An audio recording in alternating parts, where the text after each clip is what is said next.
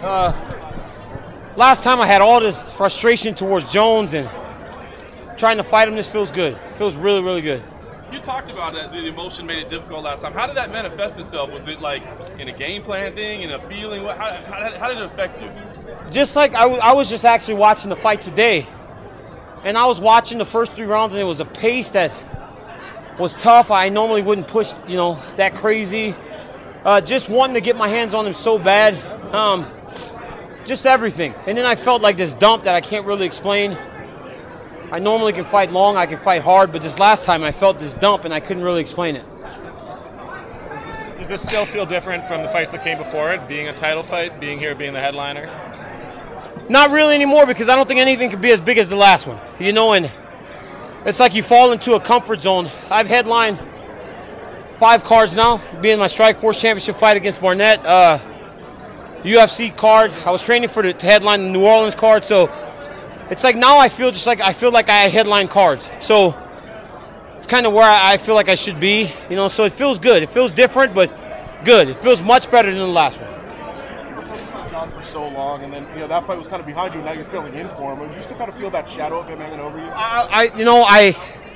After the fight with Jones, I almost felt like a weight was lifted off my shoulder when I left here January 4th. I was like, it didn't work out, but now I can separate myself from this guy. And then the positive test came week afterwards.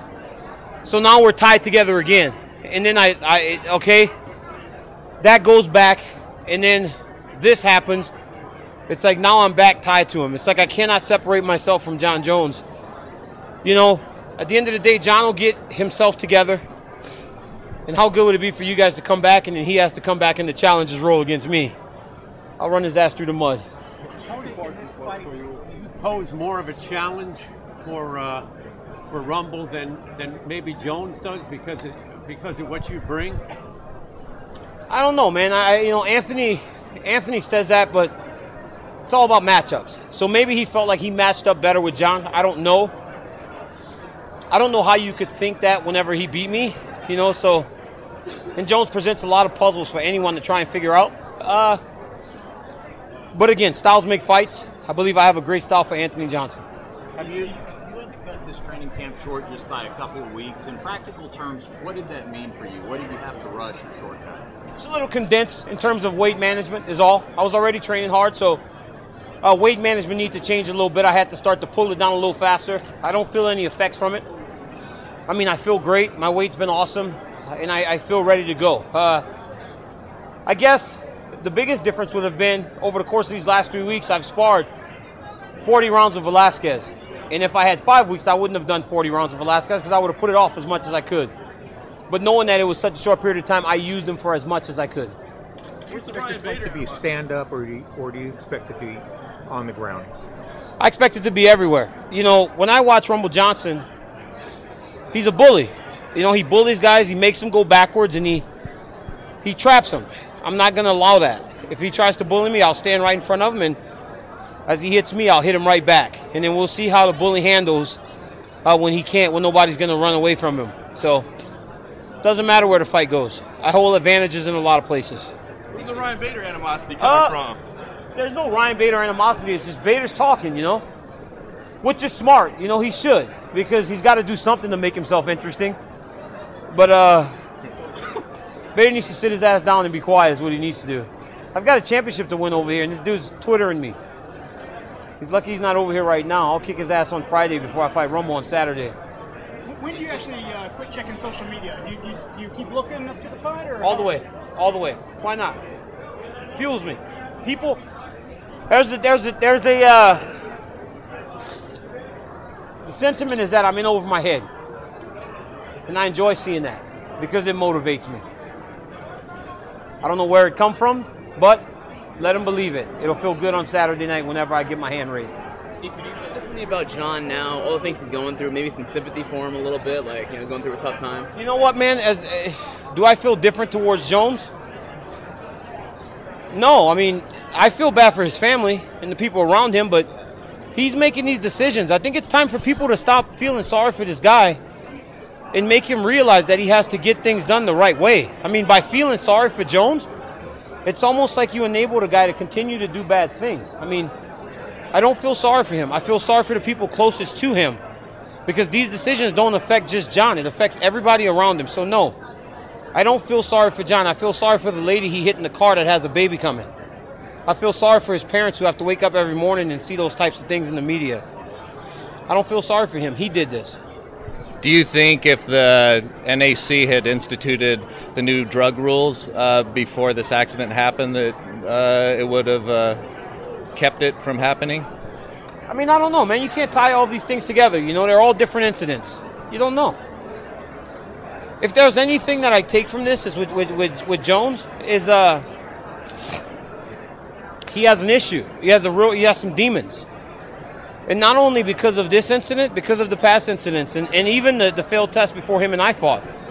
This is arguably the biggest fight of your career, and a month before you're doing those types of things. So I don't know what the NAC would do. I think what we need to focus more on is him becoming a better person and him fixing himself. None of us should sit here and worry about John Jones, the athlete. You worry about John Jones, the person, because that's what's important right now. He has some demons and some issues he needs to take care of on that front before he can get back to all this. This will always be here waiting for him. He's 27 years old.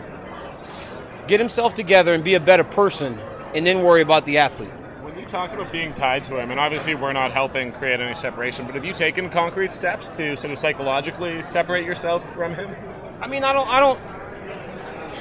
felt like that when I was going to fight Bader, but then this happened, you know, so there is no separation. We will be tied together for a long time. What you guys saw in January probably was not the last time John and I would have fought. So I'm not worried about the separation. I'm worried about Anthony Johnson. You know, that's the guy that I have to fight. Nobody wants to fight that guy. You go fight Anthony Johnson. Okay. So I'm going to worry about Anthony Johnson.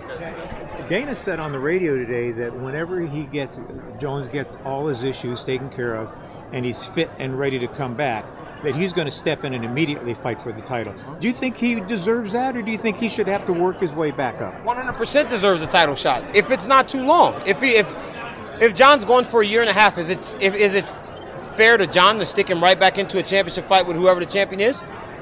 I think it's his decision ultimately. If he decides he wants to fight before, let him fight before. He's earned that by defeating 8 different guys in 8 title defenses. But if he decides he wants to fight for the belt right away, yes, he has earned the right to a title shot whenever he wants it. I'm sure that you've heard the storyline. Hey, all that Anthony Johnson has to do is land one punch, and all you have to do is avoid the one punch. Is that too simplistic? I think we're oversimplifying this fight. Anthony Johnson does not need to knock me out to win this fight. He can win this fight a lot of ways. Just as I don't have to wrestle Anthony Johnson to win, I can beat him in a stand-up fight if I need to. But you're right. You know, I hear it over and over. Anthony Johnson has the big power, but where's the technical breakdown? Where's everything else? Everybody's talking about Anthony Johnson's power. Where's everything else? When you break me down, you talk about my power, but you also talk about my wrestling. You talk about my grappling. You talk about my ability to go forward and fight. There's layers. Just having power is not going to be enough to win a fight against me. Maybe it was enough to beat Alexander Gustafsson and Phil Davis and the rest of those guys, but they're not Daniel Cormier. So take it as you want. Power ain't enough. I'm telling you this right now. And if his belief in his power is that strong, great. But I hope he has plan A, B, C, D, E, and F, G, you know? Because I almost forgot my damn ABCs just there. You saw that? If he doesn't have the other levels, he's going to be in trouble. Thanks, guys. Appreciate it. Thanks, DC.